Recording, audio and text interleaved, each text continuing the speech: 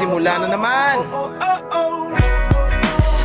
Magandang umaga, kaibigan.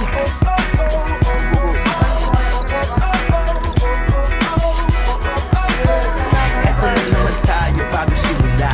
Huminga ng malalim, alisin ang kaba. Tapos na ang kahapon, pwede na yan itapon. Huwag lang ang mga araw, dapat yan ibaon. Katulong sa panibagong hamon.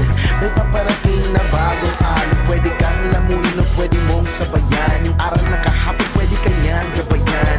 Kung ako sa'yo, tumayo ka na dyan. Huwag ka na magpahuli, kami ay sundan patungo sa liwanag.